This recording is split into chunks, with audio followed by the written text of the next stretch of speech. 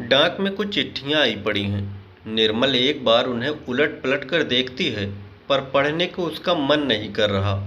वह जानती है कि ये सभी चिट्ठियां पाठकों की तरफ से आई हैं, जो निसंदेह अभी हाल ही में एक पत्रिका में छपे उसके आत्मकथा अंश को लेकर ही होंगी।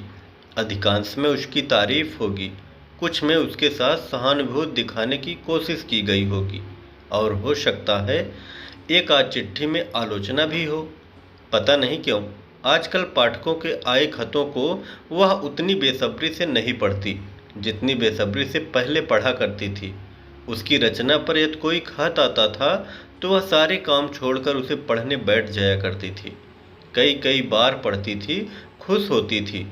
दिन भर एक नशा सा तारी रहता था उस पर। वह उन चिट्ठियों का जवाब भी देती थी, पर अब उस तरह की उमंग उसके अंदर जैसे शेष ही न रही। निर्मल उठकर खिड़की के पास जा खड़ी होती है। खिड़की के पार एक टुकड़ा नीला आकाश कैनवस की तरह फैला हुआ है। कहीं कहीं उड़ान भरते परिंदे इस आकाश में एक लकीर सी खींचते प्रतीत होते हैं। करीब 20 वर्ष हो गए निर्मल को भी कागज के आकाश पर शब्दों के परिंदे उड़ाते हुए। कई कहानी संग्रह, कविता संग्रह, कितने ही उपन्यास, और अब वह अपनी जिंदगी के सफ़े खंगाल रही है।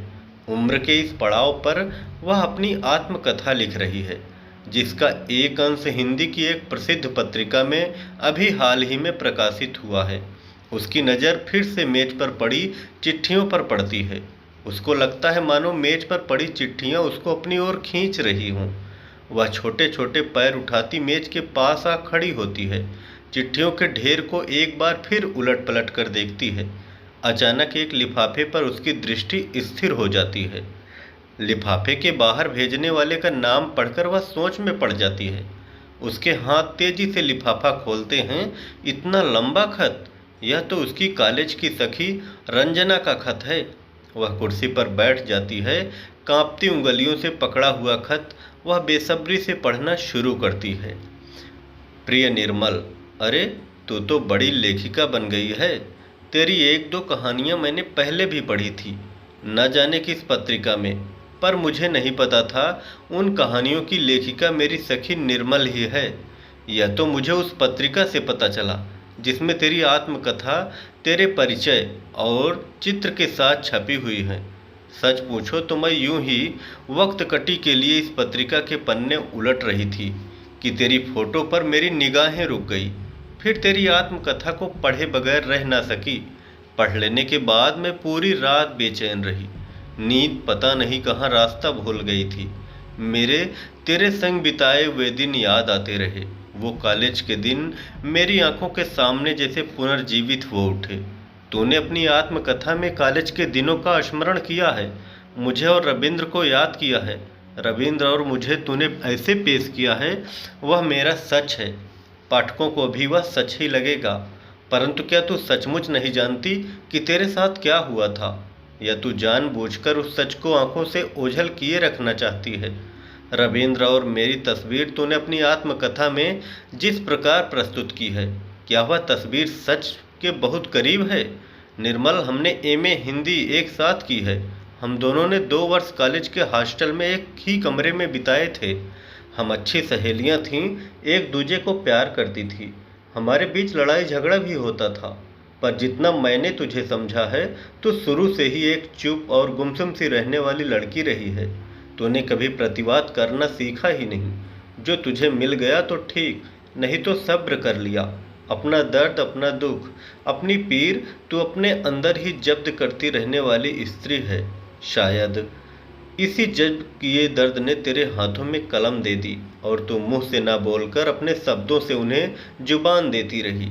मुझे लगता है तू आज भी वैसी ही है जैसे पहले थी, पर मैं बचपन से ही ऐसी लड़की नहीं थी।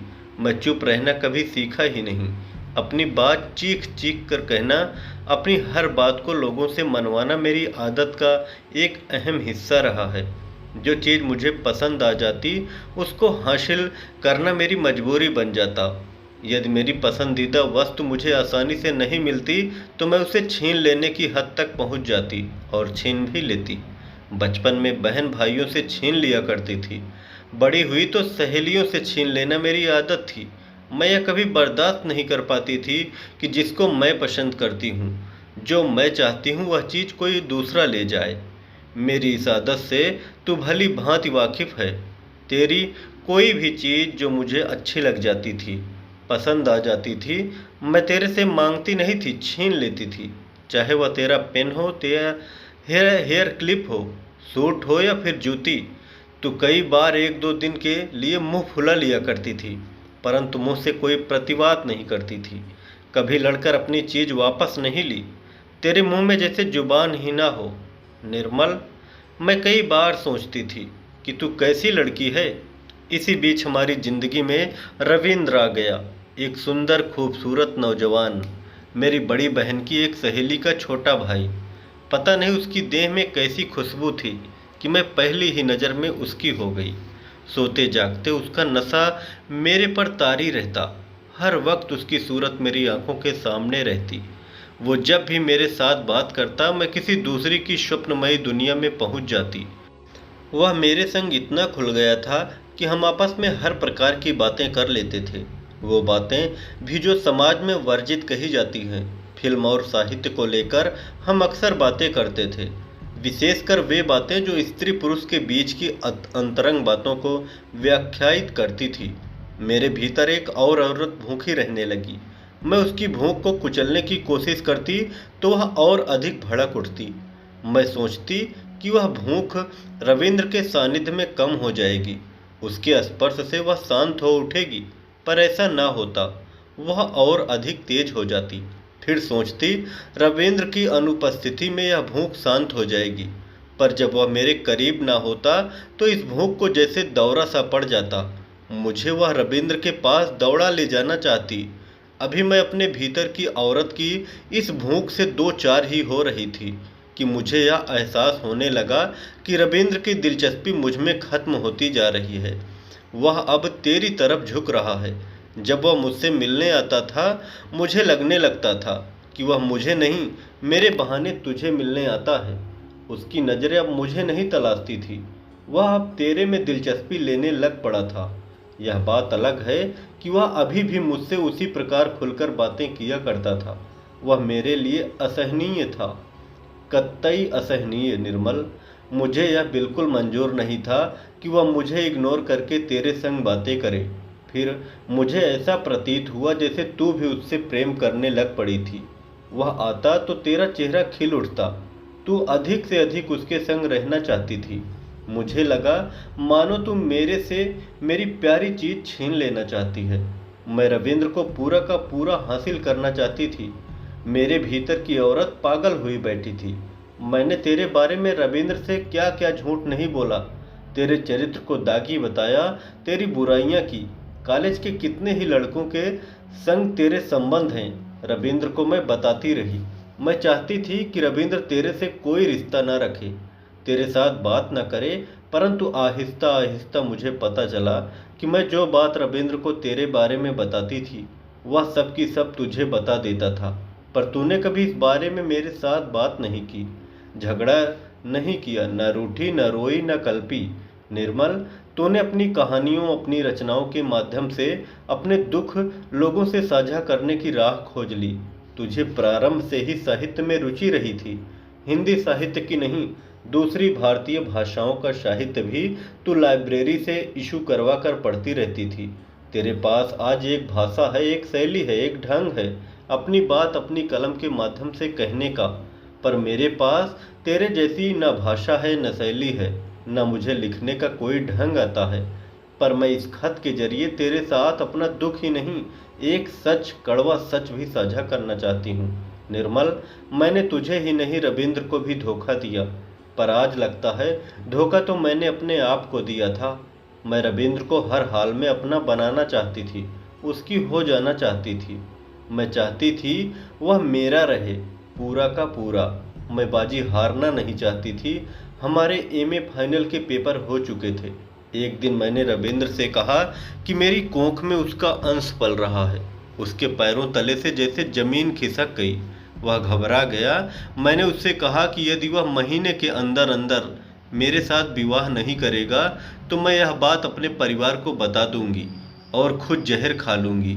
रविंद्र मेरी धमकी से डर गया। जो तीर मैंने चलाया था वह ठीक निशाने पर लगा था। उसने चुपचाप मेरी बात मान ली। मेरे माता पिता और भाइयों ने रविंद्र को लेकर कोई ऐतराज नहीं किया। शायद इसके पीछे रविंद्र का एक अच्छे परिवार से होना रहा हो, या फिर उसके परिवार के सफल कारोबार का होना एक कारण रहा हो। मैं खुशी थी, हवा में उड़ रही थी। मेरे पैर धरती पर नहीं पड़ रहे थे। मेरे सपने सच होने जा रहे थे। यह वो खुशी थी जिसे मैं तब तुमसे शेयर करना चाहकर भी शेयर नहीं कर पा रही थी। महीने भर बाद हमारा विवाह हो गया।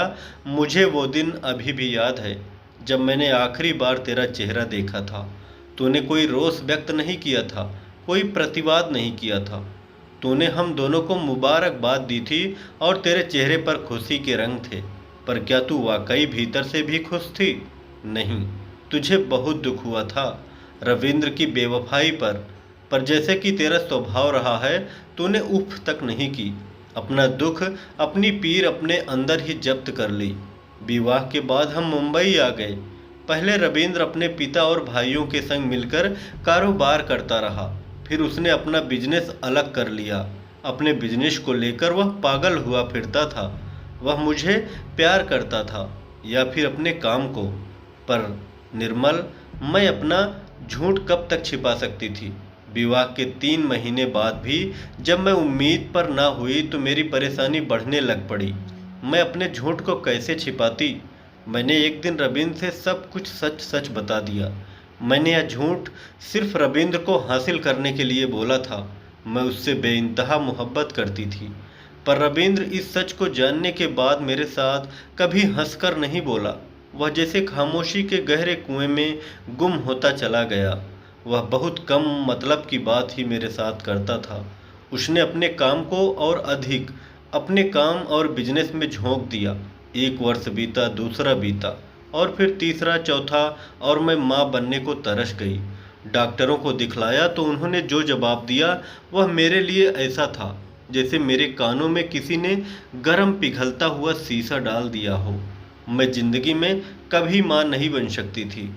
दुख का एक विशाल पहाड़ जैसे मेरी ख्वाहिशों पर अचानक आ गिरा था। सारी चाहतें, सारे सपने उसके नीचे दब कर कुचल कर दम तोड़ रहे थे और मैं बेबस देख रही थी। मुझे कुछ भी अच्छा नहीं लगता था, न खाने को, न पीने को, न पहनने को। रात रात भर मैं जागती रहती। मुझे अपनी ज़िंदगी में अंधेरा ही अंधेरा दिखाई देता, काला स्याह अंधेरा, रोशनी की हर किरण को लीलता हुआ।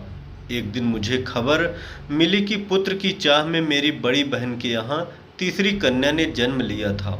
एक दिन रविंद्र और मैंने आपस में सलाह मशवरा किया और मैं अपनी बहन की 6 महीने की बेटी अपने घर ले आई। रविंद्र ने उसका नाम रखा श्वेता। श्वेता के आ जाने के बाद मेरे अंदर की माँ जैसे जीवित हो उठी। हमने श्वेता को पाला, पोसा, पढ़ाया और योग्य बनाया। जब वह ब्याहने योग्य हुई तो रविंद्र ने कहा, हम अपनी बेटी का ब्याह उसके संग करेंगे जो घर दामाद बनने को तैयार होगा। हमें वर खोजने में कोई अधिक परेशानी नहीं हुई। रविंद्र का फलता फूलता बिजनेस था। हमारी बेटी पढ़ी लिखी और सुंदर थी। हमने उसका विवाह कर दिया। लड़का हमारे घर पर ही रहने लगा।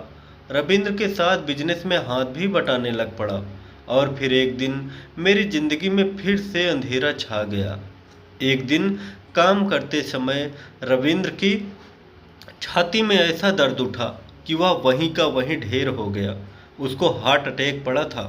फिर इसके बाद की कहानी मैं निर्मल तुम्हें क्या बताऊं। जिसे मैंने अपनी बेटी समझकर पाला, उसने मुझे माँ कहना तो एक तरफ, माँ समझना भी बंद कर दिया। माँ जी करते दामाद ने भी रंग बदल दिए। दोनों ने रविंद्र का सारा बिजनेस अपने हाथों में ले लिया। एक फ्लैट और थोड़ी सी प्रॉपर्टी मेरे नाम छोड़कर उन्होंने सब कुछ बेच दिया और स्टेटस चले गए। कई वर्ष हो गए अब तो उन्हें गए हुए। कभी कोई फ़ोन नहीं, कोई चिट्ठी नहीं। मैं हूँ और बस मेरा अकेलापन है। कभी कभी मैं सोचती हूँ कि दूसरों से चीज़ें छीन लेने वाली मैं आज अपना सब कुछ गंवा चुकी हूँ। निर्मल, जब मैंने रविंद्र को तेरे से छीना था तो सोचा था कि मैं जीत गई और तू हार गई, पर मुझे लगता है मैं जीत कर भी जीती नहीं और तू हार कर भी हारी नहीं। रविंद्र ने तुझे कभी अपने दिल से भुलाया नहीं था। वह बेशक मेरे साथ था, दुनियादारी के लिए मुझसे प्यार करता था, पर दिल से तेरे पास था, तुझे ही प्यार करता था। कई बार मुझे प्यार करते करते मेरा नाम भूल जाता और निर्मल निर्मल कहने लग पड़ता था। उन्हीं क्षणों में मुझे लगता था वह मुझे नहीं, मेरे जरिए तुझे अपनी बाहों में कस रहा है, तुझे प्यार कर रहा है। सच निर्मल, वह मेरा कभी हुआ ही नहीं। वह तो तेरा था जिसको मैंने झूठ का सहारा लेकर तुझसे छीन लिया था। अगर मुझे माफ़ी के योग्य समझो तो मुझे माफ़ कर देना। निर्मल, तेरी सखी रंजना।